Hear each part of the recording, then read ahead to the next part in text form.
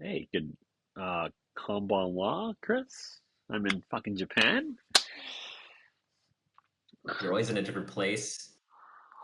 Yeah. What are you looking for, man?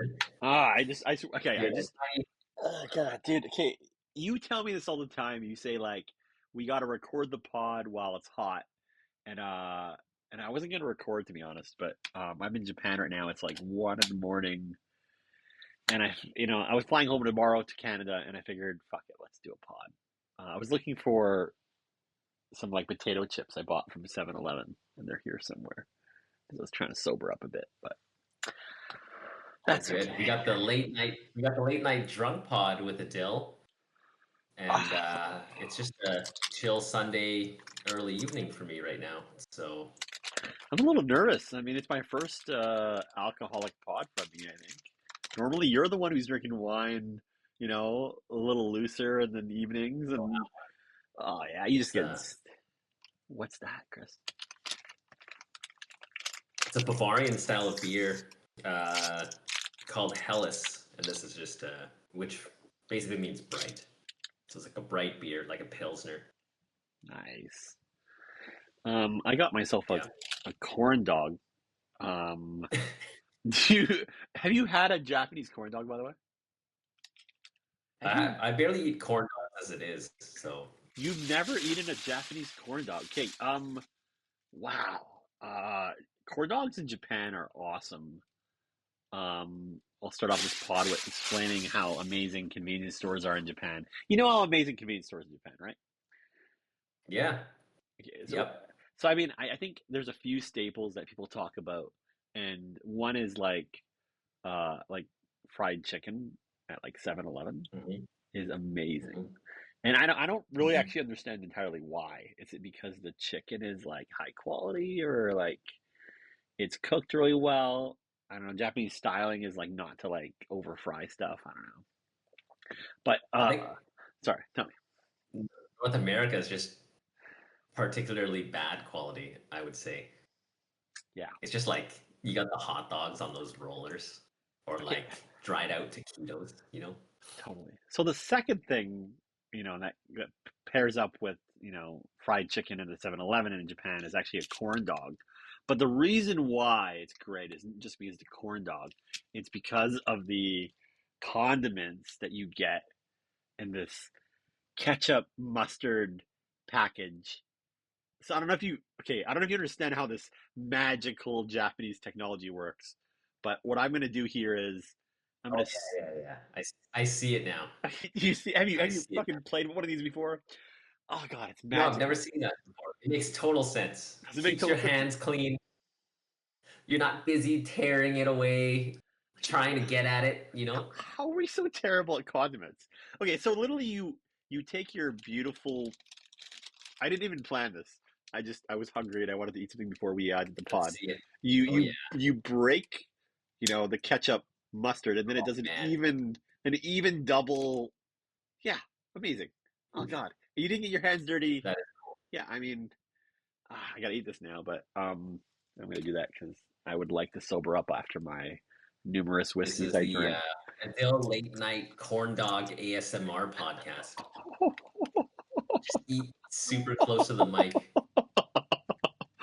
I mean, baby. Okay, Chris, what's okay? How long has it been since we did a pod? Has it been 2 weeks, 3 weeks? It's been a while. I feel It's like. been a while, man. I want to say 2 or 3 weeks. And Yeah.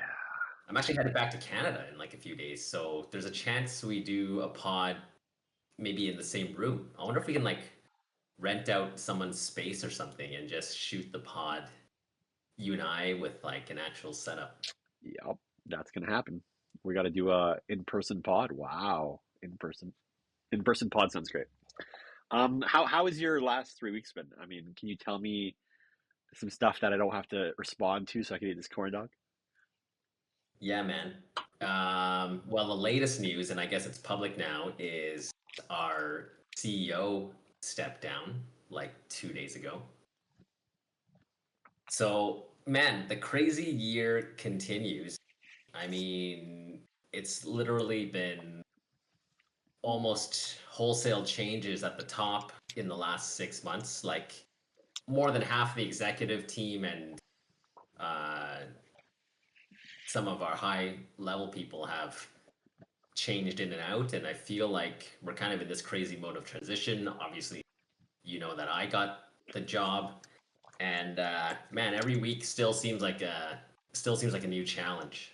So I think you would like it a lot because it's just honestly, man, it's so unpredictable that there's like so much creativity that it's almost to the point where it's like near my limit. Like it would be nice if I just had a normalish week, but it feels like every week I'm like called upon to do something that mentally stresses me out or like stretches me out, stretches me out. So I'm actually really looking forward to coming back to Calgary. Like this one is a work trip, but just I think having a couple of days with the old friends at home is gonna sort of like relax my mental game a bit. But I'm pretty chill today. I just did yoga for the first time in like 2 months. Man, I had like a monthly subscription that I just let pass because when I got this job like 2.5 months ago, man, I just literally spent $80 and didn't go time. I was like, fuck. Oh God. So Wow. So wait. I didn't realize there was so much turnover going on. So just to dive in deeper there, is there a reason why the turnover is occurring? Is it like is there like a root cause of is it turbulent industry? Is it turbulent economy? Is it turbulent company? Like why is there so much turnover? I think the biggest answer is that founding a company, raising the friends and family and the angel investment, everything seed ahead of Series A, that takes a certain skill set. But now we're like an energy company with like 150 people, and it's like it's a totally different skill set, right? It's like Netflix firing their seventh employee because they were like, we don't mail DVDs anymore. So sorry, like you're good at mailing. You're like good at the USPS. And that employee number seven, and I think there's like a was just like, yeah, it totally makes sense. Like I know when like my skill set ends, right? And it takes a bit of balls to be able to do that. And I think like our CEO, he's been at it for like 8 years. I mean, it's a grind. I've been at it for 5, and I would say it's been pretty grindy. I Yeah, I think it's just time to pass the torch on to give it to the next person who can like run with it, right? And so ideally you're set up in a way where you still benefit from any company success either by shares or options. Um, man, fuck, I like a break too, dude. Like, don't get me wrong, it's a fun job, but I know for sure this is like unsustainable. I've been like seeing a physio because like my neck muscles are so tight that it's like giving me migraines. And I saw him on Wow. fucking Friday. He's like cracking my neck and like trying to loosen my neck muscles. And he straight up verbatim was just like, dude, you need to change your life, man. That's what he said to me. You need to change your life. So, I mean, if you're sprinting for that long, like it's not it's not sustainable, right? So, but I think somebody has to keep the lights on. I don't know if I'm the right guy for that, but I'm probably not the wrong person, but I am like an above average person. Like if someone were better at me than at doing this, I would like gladly give them the job. So I'm like fucking fourth or fifth guy from the top now. It's wild. It's like there's like been so much turnover at the exec level. I mean, you described it I'm kind of not right, being and I guess it's kind of like it's kind of water. I mean, it's kind of like waterfalling in terms of when one guy realizes it's a change in form of the company. I guess a number of other people also realizes the same kind of mindset to take a take a move now. And if you've already got past 4 years, you're kind of vested in a substantial amount of options. So yeah, maybe it's just not right for you anymore. I totally get that concept, and I haven't lived in a company long enough for it to like evolve to the next mutation. To be honest, I've never got past Bro, it. You know, yeah. I'm big Honestly, involved, neither so have I. I did 11 years at a big corp, multinational, but those are pretty stable, right? Like, it's not the same as going as from employee number 13 to 150, where you have this like radical change, and the the needed skill sets also change, right? For like what you want to be doing. yeah. And you know, there's some people who are just good at startups, and they're good at the initial phase, and they're not good at the sustainability phase because maybe they're just not enjoying that period of the company, right?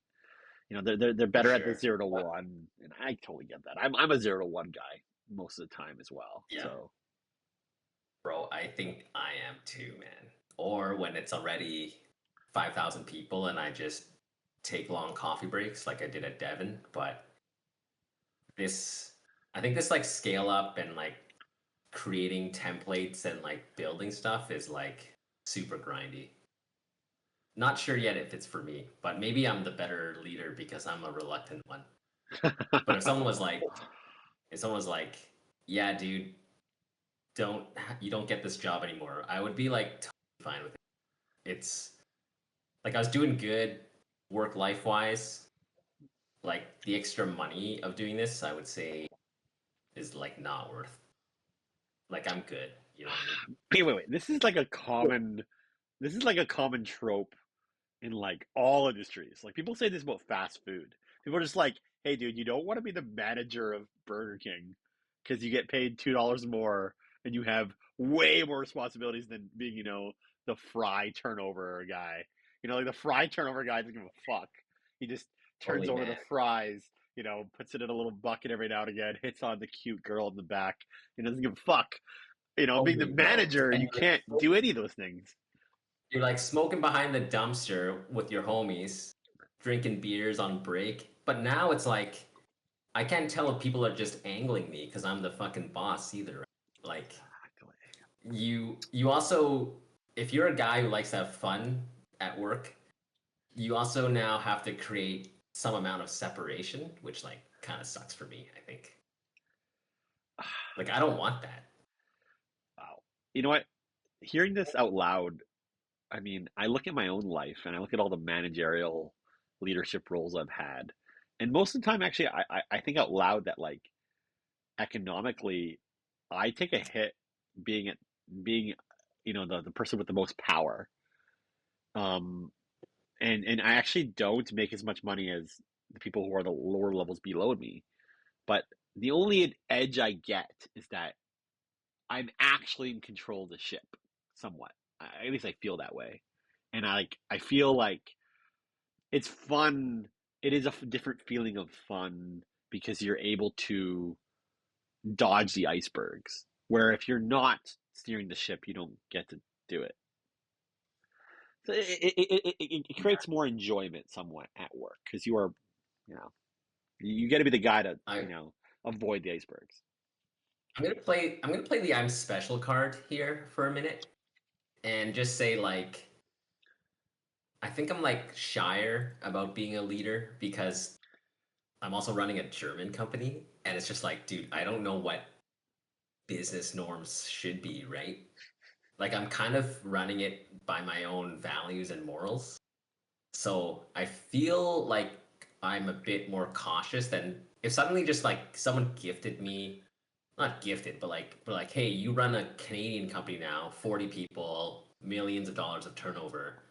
I feel like I would know much better how to run it, how to behave, right? Because you just have a better idea of like leadership culture. Like a year here isn't enough time to make sure you're not making the wrong moves. Whereas like, in Canada, like we had the sweaters, we had tutoring, we kind of know what it's like to have employees or people below you or how to mentor. And it's just like a little bit it feels like it's coming from a slightly different angle. That's all. So it's a bit anxiety causing. Not a whole lot, but it's definitely a small amount. Uh, yeah, I've been trying to do China, doing like work in China and Vietnam, and man, they have weird cultural norms there that I don't completely understand. And I honestly, I don't know. They have like, I'm, they have like go out to drink with your new colleagues kind of culture, and also like let what is this word? It's like let somebody else have the final like negotiation move or something like that. I don't know if you know that yeah, culture as well. Man, I really don't like those new norms, even though I don't know. And the biggest one for me is actually the time waste. That's what I experienced in my last yeah, few situations where people are willing to like just take an extra hour and then like extend a meeting out and go for lunch and shit. I hate that shit. I just why can't we just talk about business and then go on about our days? Why do we have to pretend like we're friends? I don't want to pretend like we're it's friends. that's for sure very Japanese, and I'm learning a lot from we're like I'm in the energy business now, so there's lots of guys who have built power plants, and of course, lots of heavy industry in Germany and Japan, and they kind of say the same thing. It's having face, very hierarchical, right? Like if big boss talks, you don't talk. Like it's very procedural, which is like very unlike I think how you and I tend to operate. You more than me, but even I'm saying like, it's like let's just do what makes sense, what seems practical, and if something good comes out of it, then great. But there, it's like super process oriented. That being said, man, I don't think it's the right way. That's just their way.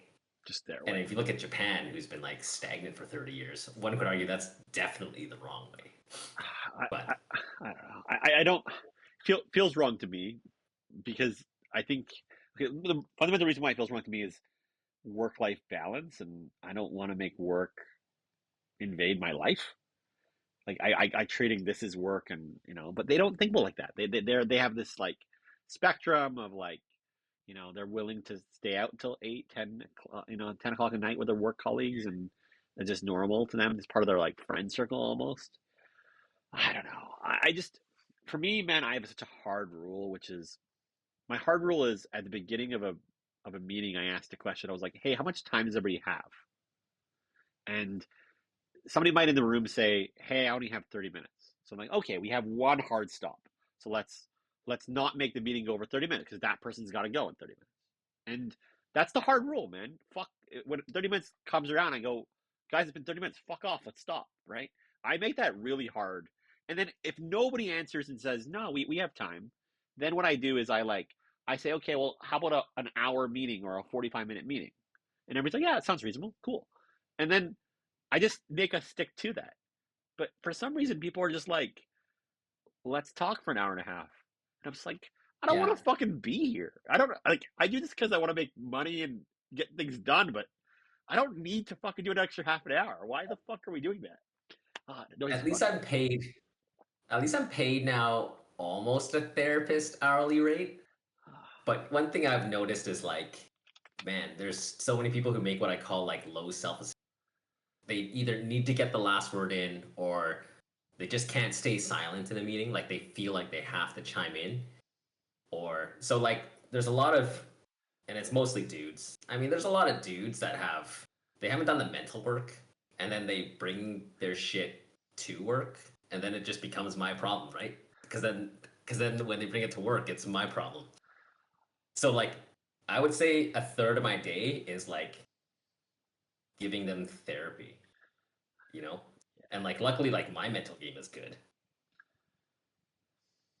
So Yeah, the amount of like anxiety or some fucking childhood trauma that like makes its way into someone's like work performance is like crazy. yeah. You gotta be paid a lot to do that because I am like super uninterested in that. But it leaks into meetings, it leaks into like power trips, it leaks into like, all these things, right? But You know what? I would say my brother-in-law told me something because he's been living in Vietnam for 4 years, and he told me something that I didn't realize, which is the American rat race, Canadian rat race is like a kind of a go go go culture for 6 to 8 hours, where the Asian slow race is a 12 to 14 hour day, or 10 to 14 hour day, whatever it is, of not stressing over time, sort of. And I think that's maybe the difference, is that, and I don't know, I have a hard time adapting to that slow pace, but I can kind of get it though. Maybe it's better for your heart. Maybe like your cortisol level. I don't know, like to not stress over time, but I don't know. seems like a total waste of time. And like, I kind of buy into the fact that you only kind of have like probably 6 super focused hours. Like anything beyond that, you've just like crossed the threshold of like suboptimal, and now you're just wasting time where you're not even. I find it like it's like when you're trying to do work on a laptop and like it's technical work and you need like a monitor. It's like, dude, I'm working, but it's just at half quality because I can't see my work. You know. Totally. So weird enough, I'll tell you part of my trip recently. Our, Yeah. our buddy Jack was doing trying to do some manufacturing outreach in Vietnam. And I don't know, I'm the resident Vietnam expert. I don't know why, but I guess I've been to Vietnam enough times. I know it really well. So I kind of was his tour guide, fixer kind of guy for him, where he did a bunch of factory meetings. And then I kind of was his engineer at his meetings, kind of like watching his back and being his friend and stuff. And what did I do? I got us a driver, which he doesn't normally do. He normally gets his clients to like arrange um getting a driver to pick them up. And I was like, nah, man, hire your own driver and then be in complete control of your day. And I was trying to like coach him to like, okay, we arrive with our own driver to the meeting, and then we leave whenever the fuck we want. If they want to go to lunch, we don't need to go. We just, but they'll Smart. force you to go to lunch because it's their driver that drove you there, right? And you're kind of hostage to their driver. Like, no, we drive ourselves to the meeting and we leave when we want to fucking leave.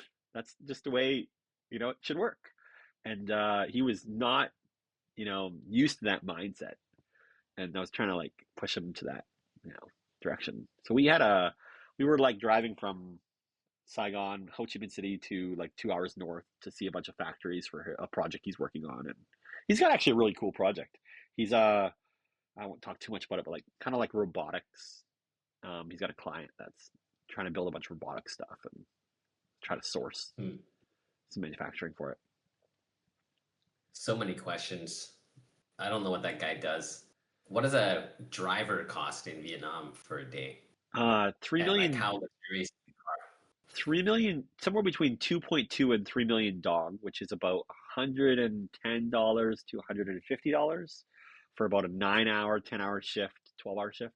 Dude, And uh, what I got was a not sorry, it's a tour bus limo. So okay, sorry, high ceilings, sort of like a Sprinter van, right? yeah. With Hmm. it has 6 really comfy chairs that like are Okay. big and like you could lie back on, like so for two of us. And that's overkill for some people, but not for me. We have to commute an hour and a half, man. We want to be lazing and like Why being in, I why don't know. get the 6-seater though? Why not get like an S class and the two of you are just in the back with the Man, massage seats? ah, to me, the 6 seater allows you to like really lounge out. You can carry all your shit as well. Like, we got like backpacks and like I don't know. I like to like throw all your shit on other seats.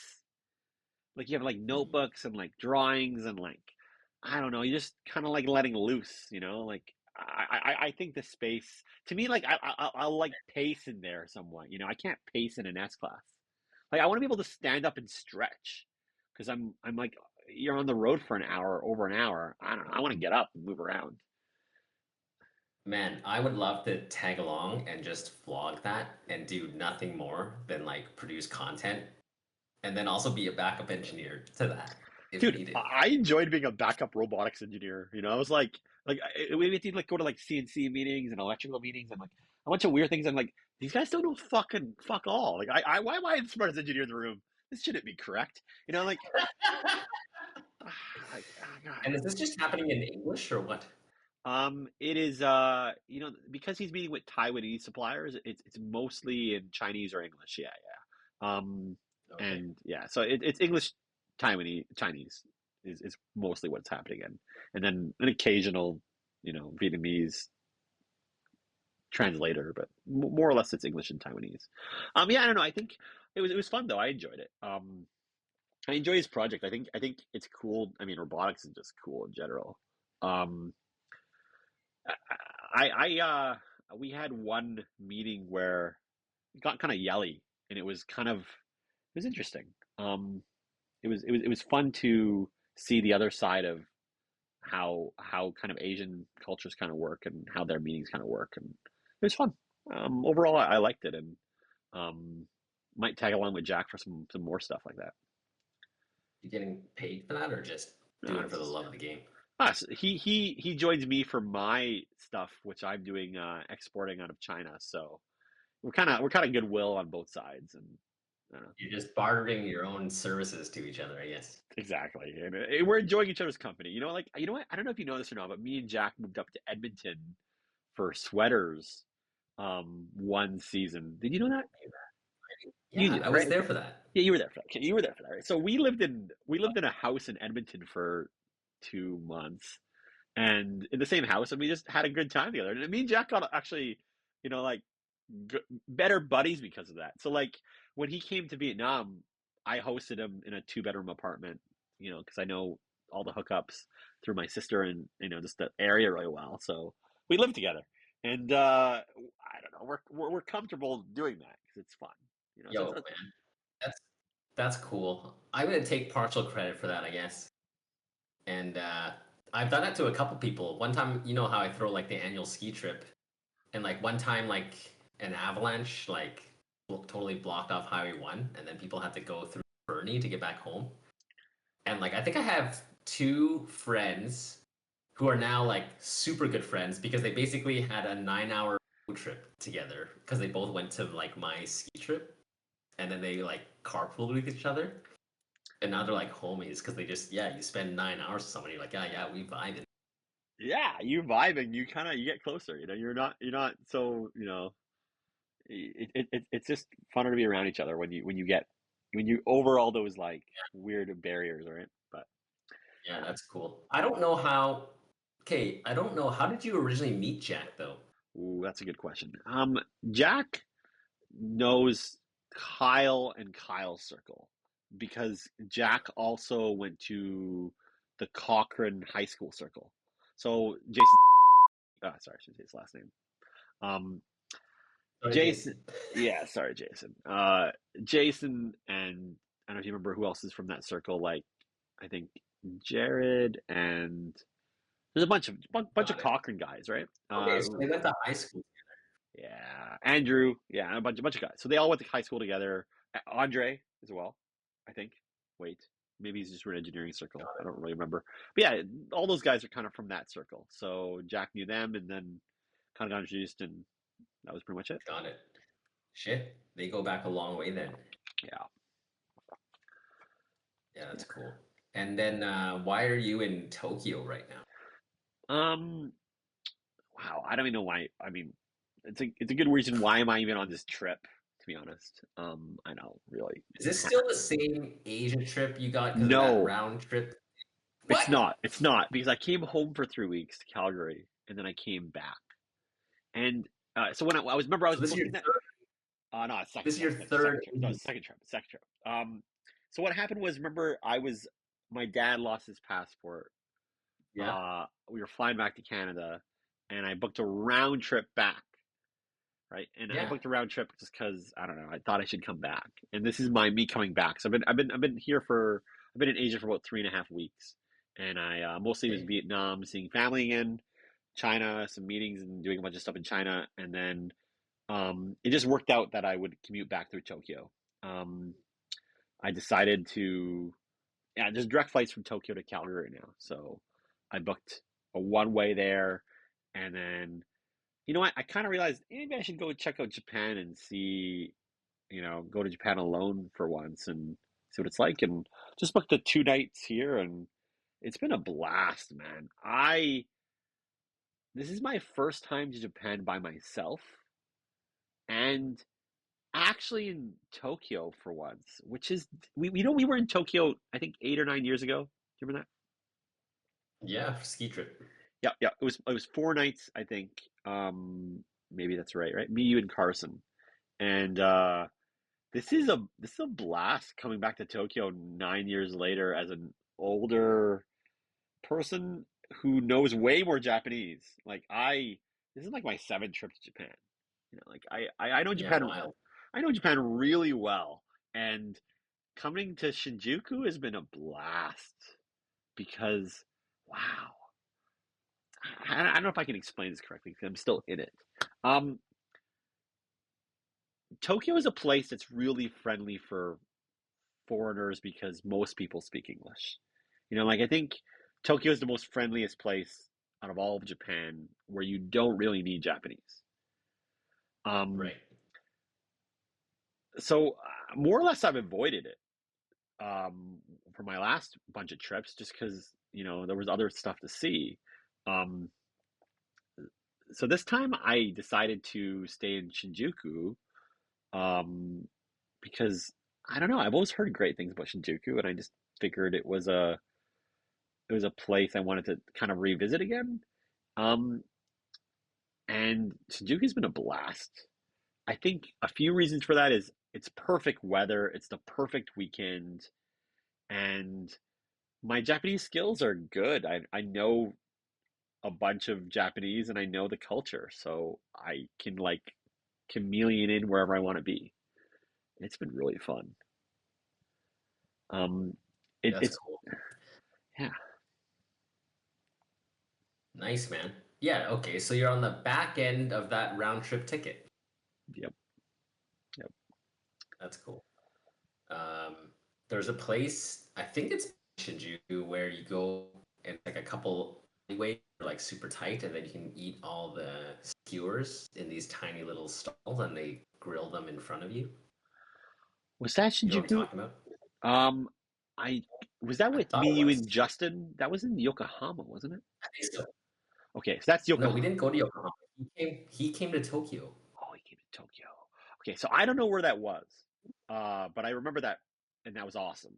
Um, I was looking for that while I was here, and I haven't found it yet. But I did have yakitori today at a more, you know, I don't know, an older, nicer quality version of that. Not, grilling kind of like barbecue style, alleyway style, like kind of like a proper, you know, micro izakaya that was awesome. So I had some good yakitori today, actually. Um, I just came from the yakitori place like I don't know a couple hours ago, but yeah. Um, I stayed in Shinjuku. There's a place called Golden Guy, which is a bunch of really really tight streets that has like a boatload of tiny 6-person shops, 8-person shops, 4-person Hey, I shops. think that's where we went. I think that's where we went. Ooh.